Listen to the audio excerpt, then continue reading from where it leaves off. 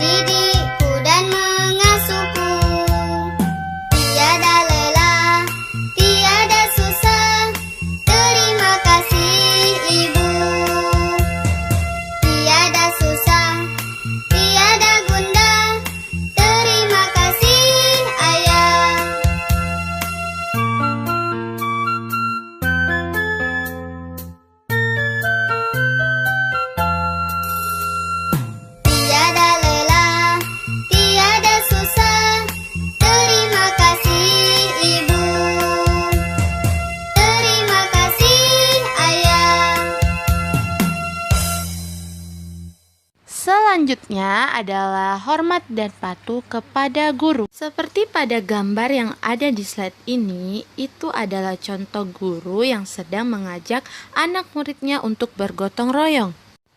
Mereka pun melakukannya secara bersama-sama, dan setelah mereka selesai bekerja, ibu guru menyampaikan ucapan terima kasih.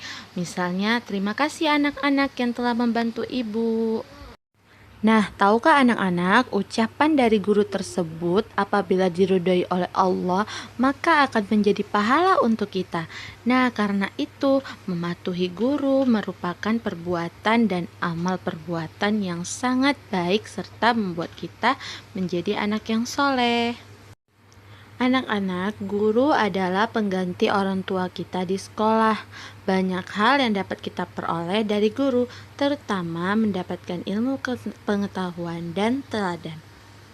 Selain itu, guru juga mengasuh, membimbing, dan memperhatikan kita, serta menjaga kita selama berada di sekolah. Begitulah jasa guru kepada kita. Sudah seharusnya kita bersikap setia, hormat, dan patuh kepada guru. Anak-anak, siapa yang hari ini masih puasa? Saya guru. Nah, hari ini Ibu punya sebuah hadiah loh untuk kalian. Siapa yang mau? Coba, siapa yang mau ya? Wajahnya sama senyumnya, sabar hatinya, guruku tercinta. Cerah wajahnya, ramah senyumnya, sabar hatinya, guruku tercinta. Karenamu guru, aku berilmu banyak yang aku tahu. Semoga kau guru sehat selalu, Tuhan menyertaimu. Cerah wajahnya, ramah senyumnya, sabar hatinya, guruku tercinta. Guruku baik dong, kamu bagaimana? Sama, guruku manis dan senyumnya. Kalau kamu?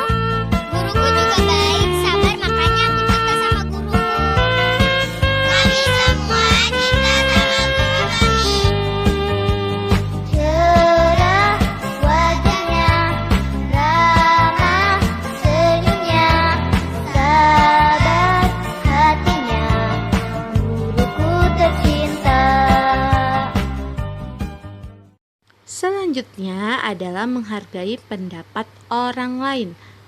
Nah, menghargai pendapat orang lain merupakan salah satu sikap terpuji dan sangat dianjurkan oleh Allah Subhanahu wa Ta'ala. Contohnya adalah ketika guru meminta kita untuk melakukan musyawarah di kelas, maka kita harus mendengarkan pendapat-pendapat dari teman-teman kita, bukan hanya mendengarkan pendapat pribadi kita saja. Nah, menghargai pendapat teman kita saat bermusyawarah itu adalah salah satu contoh menghargai pendapat orang lain. Selanjutnya, kita akan mempelajari tentang saling menghargai pendapat orang lain dan keyakinan orang lain. Di Indonesia atau di dunia ini memiliki berbagai macam agama. Di Indonesia juga memiliki berbagai macam suku, ras, dan adat istiadat. Kita sebagai manusia harus menghargai adat istiadat, suku, ras, serta agama dari setiap orang lain. Juga perbedaan itu tampak dari ada yang kaya, ada yang miskin, serta ada yang putih kulitnya, ada yang hitam kulitnya. Itu merupakan keberagaman dari kehidupan manusia. Sebagai manusia, kita harus menghargai keberagaman itu, tentu saja dengan saling menghargai antar sesama. Sikap saling menghargai antara lain yang pertama, menghargai pendirian orang lain. Contohnya, dalam urusan ibadah, kita harus menghargai pendirian orang lain. Nah, pendirian yang harus kita hargai karena semua ibadah itu ada perbedaan dari setiap tuntunannya. Jadi, kita harus menghargai. Contoh seperti orang yang sedang melakukan sholat subuh. Orang yang sholat subuh ada yang melakukan doa kunut dan ada yang tidak. Jadi jangan kita permasalahkan karena setiap ibadah ada perbedaan tuntunannya. Yang penting kita tetap melaksanakan yang diwajibkan oleh Allah, yaitu sholat subuhnya. Yang kedua adalah menghargai keyakinan orang lain. Di Indonesia memiliki berbagai macam agama. Nah, oleh karena itu kita harus menghargai keberagaman agama dari setiap orang karena negara Indonesia tidak memiliki satu agama saja. Dengan itu, maka hidup kita akan rukun dan saling menghargai kepada orang yang berbeda agama sehingga hidup kita akan jadi tentram dan aman. Nah, bagaimana anak-anak ibu? Apakah sudah mengerti dengan penjelasannya? Selalu terus belajar di rumah ya. Baiklah, terima kasih atas perhatiannya. Selamat belajar dan mengerjakan tugas ya. Tetap semangat. Assalamualaikum warahmatullahi wabarakatuh.